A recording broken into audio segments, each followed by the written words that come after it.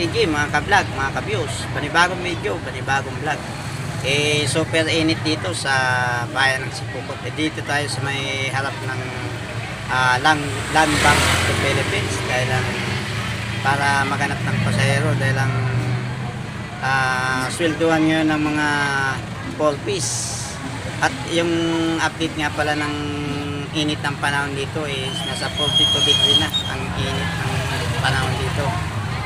Pero bali wala sa mga taong naghihintay ng kanilang susweldoin sa Polpis. Kaya nandyan sila, nakapila lahat. At grupo-grupo naman ang tawagan kung saang barangay ay tinatawag dito. Pahirapan naman sa pagkuha ng kanilang mga sa Polpis. Napakarami nila at kung saan barangay pa yan dito.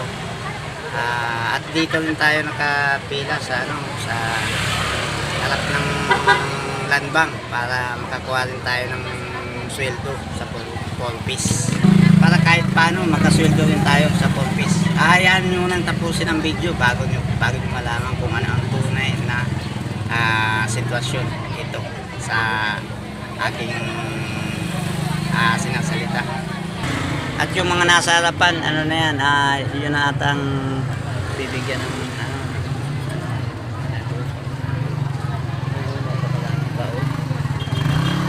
pipila naman sila, tatawagan na lang. At dito rin ako nakapila dahil lang yung mga nakakakuha na, nag-uwi na at nagpupunta na sa mga katapos ng init, punta naman sila sa mga malalamig na lugar. Pasok sila sa mga malalaking kainan tulad ng Jolly, Mac, at B, and AF. Yun, mga kainan na yun, yung D, yun.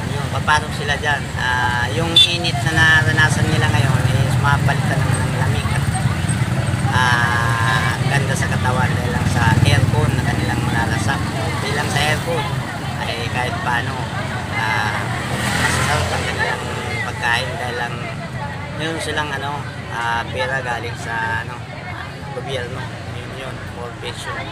At dito rin tayo nakapila dahil alam ko marami din sasakay. Magkaroon din tayo ng sweldo sa Polpis. Hindi ako kasali sa mga ganyan, pero sa pamagitan pamasahe nila at pagkapasada makakasweldo rin tayo. Galing din yun sa Polpis. Dahil lang galing sa kanila babayad naman sa akin. Kahit paano galing. Kahit paano malasap ko naman kasiyahan na pera nang galing sa gobyerno. Dahil hindi naman lahat talaga meron ganyan. Alos pili lang. Simula no umpisa hanggang ngayon patuloy pang sweldo mga yan. Kahit paano dito sa pamasahe nila magkakaroon. Pero karamihan sa kanila hindi naman kasama yung mga beneficiary nila, hindi naman kasama. Sila yan kung sino lang yung mga estudyante nila. Ito naman talaga ang mga beneficiary sa mga ganyan. Pero yung hindi naman kasama. Isa na lang ang nakuha ng kanilang kukuha sa Polpis, ganun. Pero sa karamihan nilang meron naman mga hindi talaga sweeto yung pagkain dahil lang yung mga anak nila kung saan pasok sa school is makita mo lalakad sila kahit alam naman na talagang yung mga sa mga estudyante naman talaga pero karamihan is hindi naman talaga nabibigyan, is konti na hati-hati na, kaya ganun, hindi talaga hindi naman para follow up ano na bang nangyayari sa mga member ng Polpis.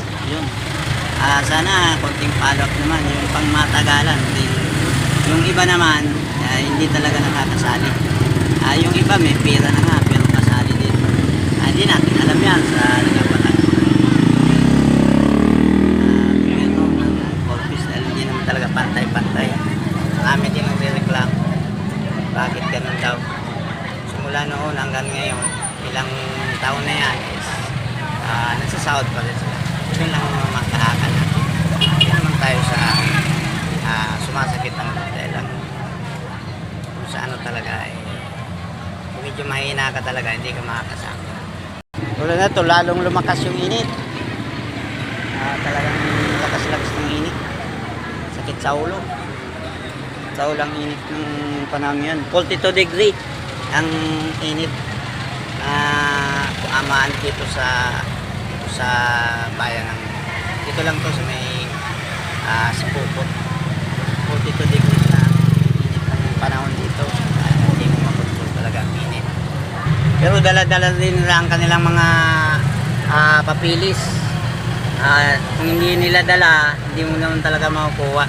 Kailangan dala mo yung papel, complete papilis para kung talagang masali ka sa ma-payout.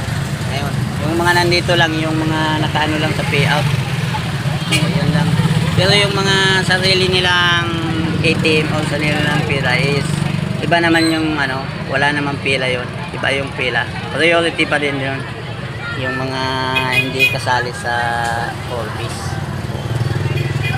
Kaya wala natin, walang ibang pupuntahan ng ngayon is shoppingan or palengkian or karamihan yan dahil medyo mga alas 12 na sigurado ko kakain muna sila. Tulad ng sinabi ko, punta naman sila sa mga aircon, mga kainan kahit pa na doon talaga ang punta nila.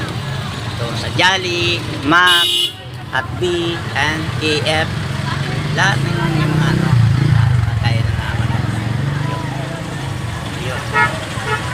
Sige, dito lang muna ang ating video dahil meron natang sasakay at kahit paano makakasahod din tayo, kahit paano makakasahod din tayo galing sa Orbis. Kahit hindi ako kasahod sa Orbis, kahit paano makakasahod din tayo at malalasap din natin ang galing sa gobyerno pera dahil ibabayad nila sa akin sa pag-spend. Hanggang dito lang aking video. Salamat sa panonood. Huwag kaligtaan mag-follow sa ating page. Thank you for watching. Abangan ang next